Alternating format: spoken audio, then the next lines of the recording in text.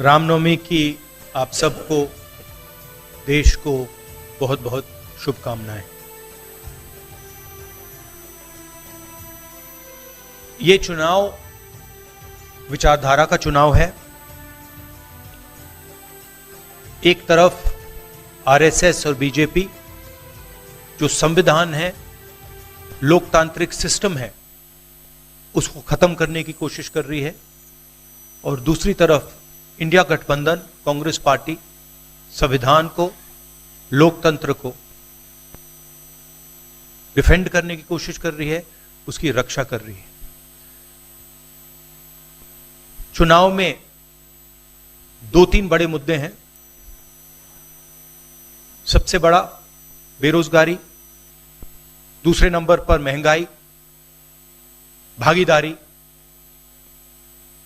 मगर बीजेपी 24 घंटा डिस्ट्रैक्शन करने में लगी रहती है। कभी प्रधानमंत्री समुद्र के नीचे चले जाते हैं, कभी आसमान में सी प्लेन पे चले जाते हैं, मगर जो मुद्दे हैं उनके बारे में ना प्रधानमंत्री ना बीजेपी बात करती है। कुछ दिन पहले प्रधानमंत्री ने एएनआई को बहुत लंबा इंटरव्यू दिया। स्क्रिप्टेड था, मगर फ्लॉप शो था। प्रधानमंत्री जी ने उसमें इलेक्टोरल बॉन्ड्स समझाने की कोशिश की। प्रधानमंत्री जी कहते हैं कि इलेक्टोरल बॉन्ड्स का सिस्टम ट्रांसपेरेंसी के लिए लाया गया, राजनीति को साफ करने के लिए लाया गया। अगर यह सच है तो उस सिस्टम को सुप्रीम कोर्ट ने रद्द क्यों किया? और दूसरी बात, अगर आप ट्रांसपेरेंसी लाना चाहते थे तो जिन लोगों ने आपको पैसा दिया, बीजेपी को पैसा दिया, हजारों करोड़ रुपए दिए, उनका नाम आपने क्यों छुपाया था? और जिन तारीखों पे उन्होंने आपको पैसा दिया, उसको आपने क्यों छुपाया था? पता लगता है हजारों करोड़ रुपए का कॉन्ट्रैक्ट किसी कंपनी को मिलता है, उसके एकदम बाद वो कंपनी बीजेपी को पैसा देती है। सीबीआई की इंक्वायरी होती है, ईडी की इंक्वायरी होती है, किसी कंपनी पर शुरू होती है, उसके 10-15 दिन बाद कंपनी करोड़ों रुपए बीजेपी को देती है, और फिर सीबीआई की इंक्वायरी, ईडी की इंक्वायरी बंद हो जाती है। सड़क पे इसको एक्सटॉर्शन कहते हैं, एक्सटॉर्शन कहते हैं सड़क पे। तो ये जो है इलेक्टोरल बॉन्ड्स का जो स्कीम है, ये दुनिया का सबसे बड़ा एक्सटॉर्शन का स्कीम है। हिंदुस्तान के सारे बिजनेसमैन इस बात को समझते हैं, जानते हैं, और प्रधानमंत्री जितनी भी सफाई देना चाहें कोई फर्क नहीं पड़ने वाला है, क्योंकि पूरा देश जानता है कि प्रधानमंत्री भ्रष्टाचार के चैंपियन है। पेपर लीक की बात हुई है, उसके लिए हम कानून बनाएंगे, उसको हम खत्म कर देंगे। तो यह बात हुई युवाओं की। एक और हमारा आइडिया, क्रांतिकारी आइडिया, और ये उत्तर प्रदेश की महिलाओं को बहुत फायदा मिलेगा इससे। हर गरीब परिवार की हम लिस्ट बनाएंगे, और हर गरीब परिवार में से हम एक महिला को चुनेंगे, और उसके बैंक अकाउंट में महीने के 8,500 रुपए, साल के 1 लाख रुपए सरकार हर महीने बैंक अकाउंट में डालने जा रही है। किसानों की बात, किसान सिर्फ 2 चीजें मांग रहा है। नरेंद्र मोदी से 10 साल मांगा, हमें सही दाम दिलवा दीजिए, और जैसे आपने 16 लाख करोड़ रुपए, मतलब 24 साल का मनरेगा आपने अदानी जैसे लोगों का माफ किया, वैसा ही आप हमारा भी माफ कर दीजिए। और नरेंद्र मोदी मना करते हैं, उन पे फायरिंग करवा देते हैं, उनको डरा देते हैं। तो हमने लीगल एमएसपी की का निर्णय ले लिया है। हिंदुस्तान में पहली बार लीगली गारंटीड एमएसपी होगी और हम उनका किसानों का कर्जा माफ करने जा रहे हैं। यही मेन मुद्दे हैं चुनाव में। बीजेपी का मैनिफेस्टो देखेंगे तो उसमें आपका उसका जो फाउंडेशन है, दो चीजें हैं। एक कि वो शायद 10-15 साल बाद ओलंपिक गेम्स इंडिया लाएंगे और दूसरा एक या दो व्यक्तियों को वो चांद पे पहुंचा देंगे। तो ये बेसिकली चुनाव चल रहा है। शुक्रिया राहुल जी। अगले 3-4 सवाल आप कृपया अखिलेश जी से पूछेगा। ANI से शालिनी। पहला सवाल राहुल जी से है। अखिलेश जी से पूछेगा प्लीज। उन्होंने कृपया लगा दिया इसलिए अब हमसे पूछिए। दोनों से पूछूंगी सर। पहला सवाल राहुल जी से है, जैसे कि पीएम ने कहा है कि मैं देश बचा रहा हूं, लेकिन इंडिया अलायंस जो है वो परिवार बचा रहा है, इस पर क्या कहेंगे सर? और जो दूसरा सवाल, सेकंड बीजेपी क्वेश्चन। सर दूसरा जो सवाल है मेरा वो ये है, जादूगर कहा है उन्होंने राहुल जी को, और उन्होंने कहा है ANI को जब इंटरव्यू दिया उसमें बोला कि ऐसा कौन सा जादू है कि एक झटके में गरीबी मिटा सकते हैं। मैं जानना चाहता हूं ऐसा कौन सा जादू है कि एक झटके में गरीबी मिटाई जा सकती है। तो ये मेरा सवाल दोनों से है। नहीं, दोनों से है। मैं धन्यवाद देता हूं। आप लोगों ने सवाल पूछे, हालांकि कुछ सवाल आपने राहुल जी से पूछे थे। एनडीए को पीडीए हराएगा। एनडीए को पीडीए हराने जा रहा है। एनडीए को पीडीए हराने जा रहा है। और जहां तक सवाल परिवारवाद की बात है, आज नवरात्र है, आज शुभ दिन है। भारतीय जनता पार्टी के लोग संकल्प लें कि ना किसी परिवार वाले को टिकट देंगे और ना किसी परिवार वाले से वोट मांगेंगे। और गाजियाबाद में कार्यक्रम इसलिए किया है क्योंकि हम दोनों लोगों ने संकल्प लिया है। वो तो इंडिया गठबंधन का नाम भी ठीक से नहीं ले पाते हैं। INDIA तो इंडिया होता है, इंडी कब से हो गया? यहां से सफाया होगा गाजीपुर तक।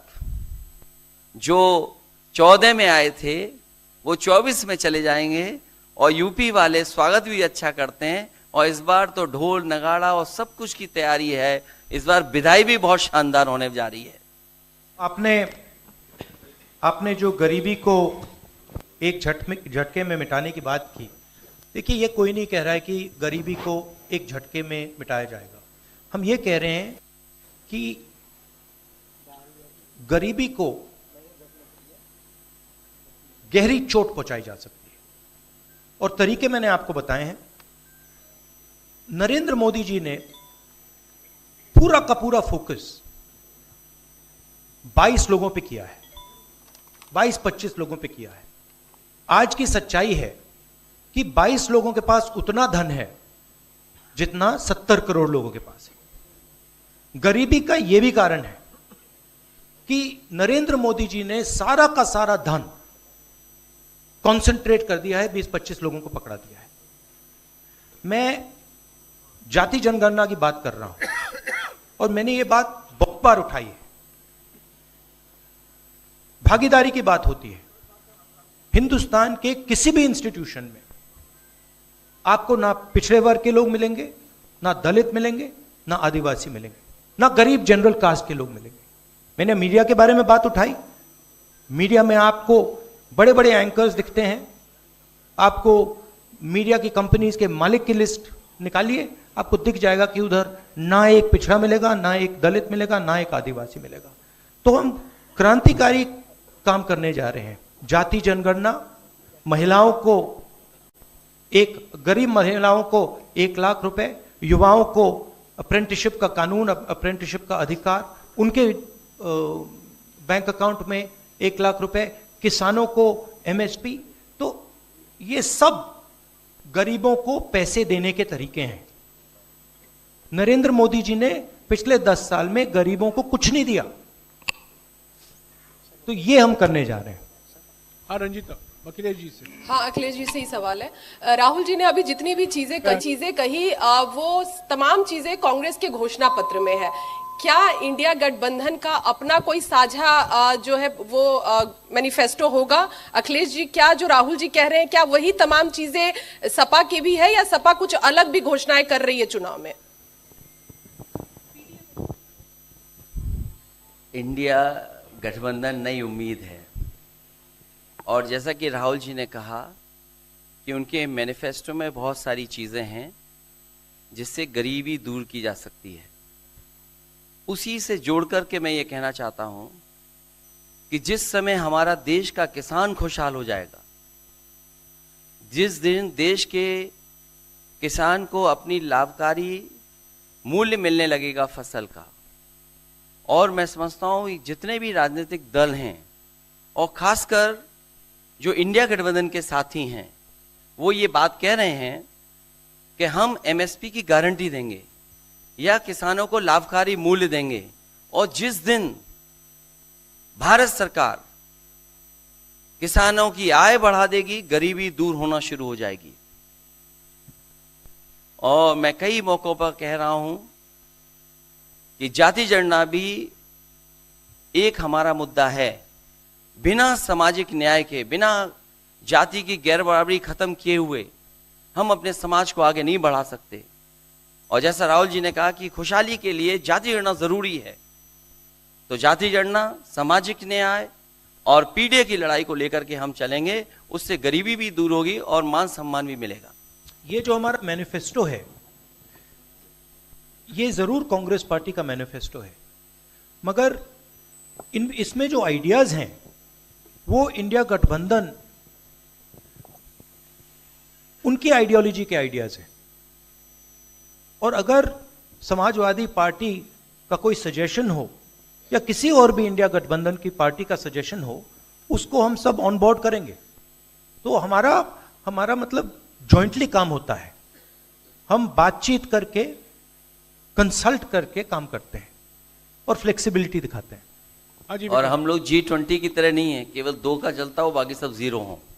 अखिलेश जी, राहुल जी, आप दोनों लोग 2017 में साथ आए थे, दोनों ने लखनऊ में प्रेस कॉन्फ्रेंस भी की थी, लेकिन 19 और 22 में आप दोनों अलग अलग हो गए, 24 में फिर साथ आए हैं। आखिर क्या वो मोमेंट क्या था जब दोनों के दिल में आया कि हाँ हमको साथ आना चाहिए, जरूरी है? 7 साल बाद दोनों के दिल में कब ये मोमेंट आया कि हाँ चलना है साथ? मूवमेंट क्यों बताना, हम साथ आ गए और साथ आ गए, साथ आ गए, यही मूवमेंट है। प्रेस कॉन्फ्रेंस समाप्त हुआ है। प्रेस कॉन्फ्रेंस समाप्त हुआ।